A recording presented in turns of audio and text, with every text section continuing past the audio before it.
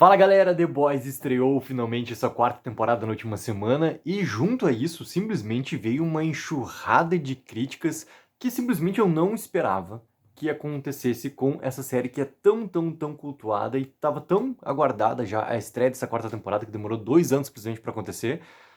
E aconteceu essa enxurrada de críticas, incrivelmente não por parte de quem produz o conteúdo da crítica em si, mas vinda do público, que realmente fez The Boys se tornar esse fenômeno de cultura pop e tudo mais. E eu achei isso bastante curioso, cara. E saiu uma matéria no Collider falando sobre pontos do porquê que a trama, a narrativa de The Boys está tão repetitiva nessa quarta temporada. E é curioso também assim, né?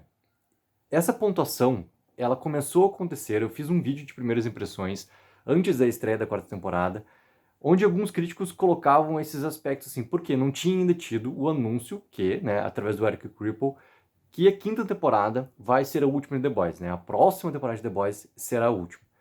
E as críticas foram liberadas, né? O embargo caiu das críticas antes da estreia da quarta temporada.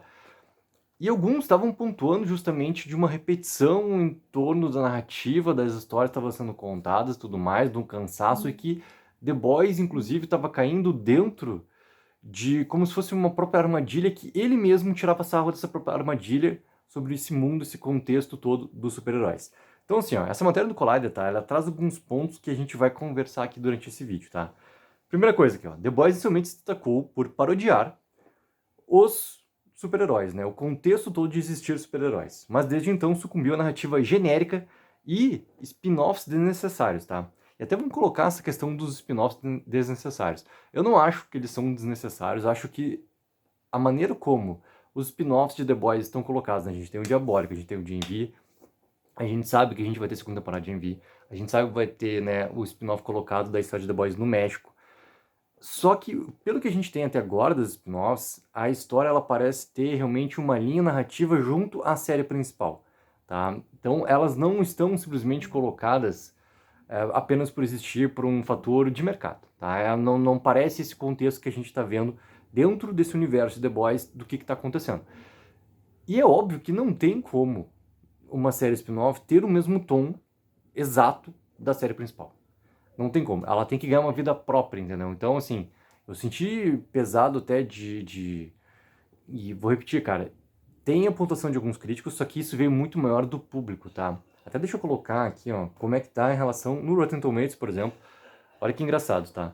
Tá 95% de aprovação no Rotten Tomatoes por parte dos críticos e na parte do público tá 51%. Tá extremamente baixo. Mas extremamente baixo. Que se tornou realmente essa enxurrada de críticos e tudo mais, tá? As spin-offs que a gente tá vendo em The Boys, ela parece ter essa linha narrativa, mesmo que o tom não tenha como ser igual da série principal, e sinceramente não tem que ter, tá? O mesmo tom, porque cada série criada desse universo, tu tem que conseguir entender, ok, ela pertence àquele universo, ela tem realmente uma forma de contar que tu entende, só que ela tem que ter uma coisa chamada vida própria, entendeu? Ela não pode ser exatamente a mesma coisa do que acontece na série principal.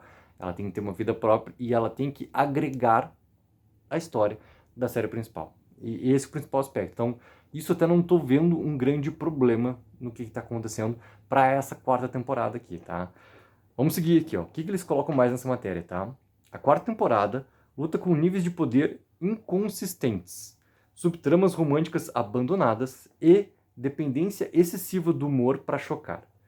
A gente viu 3 episódios até esse momento, tá? E até inclusive eu não consegui fazer a crítica dos 3 primeiros episódios, porque a Prime acabou lançando os episódios de manhã e tudo mais, não estava preparado por causa de 300 milhões de funções. Cara, eu gostei muito dos 3 primeiros episódios. Eu acho que ele tá mantendo sim uma consistência e trazendo muitas consequências para os personagens de tudo que aconteceu na terceira temporada, né? Então a gente vai ver um desenrolar muito grande ainda desses aspectos. Tem, tá, uma parte minha assim de entendimento do que está sendo falado, por exemplo, poder se chocar, do humor para chocar. Cara, The Boys, ele sempre teve esse aspecto dentro de uma maneira de como contar essa história. Então isso também não é um grande, sabe, um fator que vai ser um problema porque tu tá vendo uma repetição. Cara, The Boys, ele tem esses elementos de usar o humor negro não para chocar, mas como parte de contar a história. E a gente está entendendo muito bem que essas relações que estão acontecendo agora da eleição presidencial, de tudo que vai acontecer, né, entre a Starlight, tem trocentas coisas ali de extremismos que a gente vai vendo, né, da polaridade toda que está acontecendo, tanto na narrativa The Boys quanto na narrativa que, obviamente, bate com as eleições norte-americanas, que vão acontecer esse ano, sabe, esse aspecto todo que tá também ali muito colocado já. Isso tudo, galera, pô, são coisas que The Boys vem trabalhando já e continua contando essa história com aspectos diferentes nesse momento. Ou seja, eu não sinto também essa fadiga por ter uma repetição, sabe, das histórias. Tu tá vendo novos aspectos de algo que já vem sendo trabalhado, tá? Ela pode não conseguir ter a mesma força narrativa do que tu tinha, por exemplo, na primeira temporada. Isso, eu comecei a ler algumas críticas, tá, dos usuários no Rotten Tomatoes, e alguns estavam colocando assim, não, porque a primeira temporada tal, ela tinha tal aspecto, não sei o quê, porque agora se perdeu no meio de elementos ali que não fazem sentido, do porquê que agora é Kimiko, não sei o quê, com o French. Cara, tem coisas ali que a gente tá vendo um desenvolvimento. A gente precisa ter esse desenvolvimento por completo para entender do porquê que foram feitas essas escolhas também. Então, a gente viu uma grande parte já dessa quarta temporada, nos 3 primeiros episódios, só que tem elementos ainda que a gente vai entender por que foram feitas essas escolhas agora. De, por exemplo, pegar o French e a Kimiko, cara, de separação dos dois e com essa trama toda colocada do French ali. A gente precisa ver isso realmente acontecer para ter um entendimento e depois sim, cara, aí poder apontar. Funcionou ou não funcionou? Por que não funcionou? Ou por que funcionou? Entendi. Pode ter sido mais rápido aquele desenvolvimento. Mas ainda tem elementos ali para a gente conhecer e ter realmente, cara, o argumento por completo para poder criticar ou poder realmente elogiar.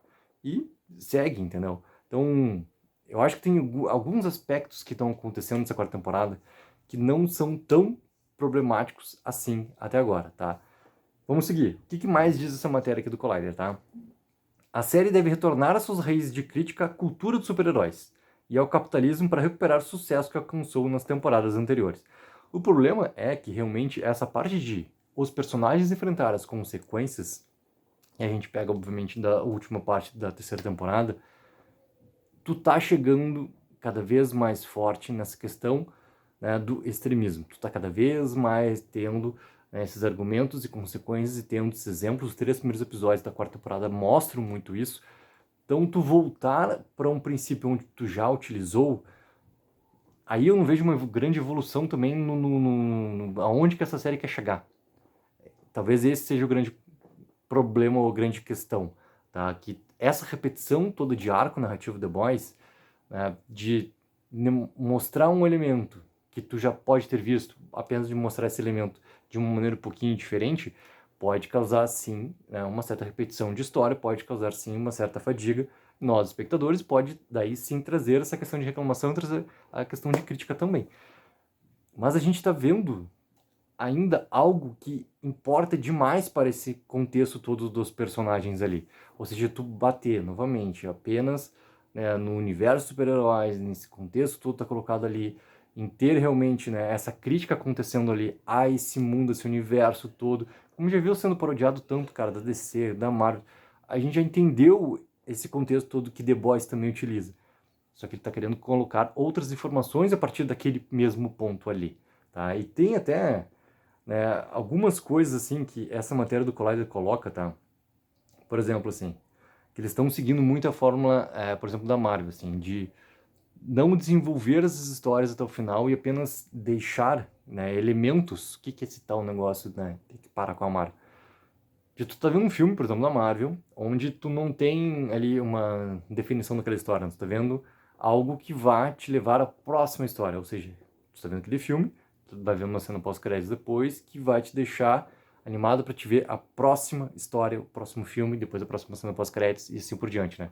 Tu não tá vendo um desenvolvimento real daquele personagem ali, daquele arco, daquela história que tá acontecendo, mas tu tá vendo algo que vai literalmente te jogar para a próxima história, para o próximo capítulo e assim por diante.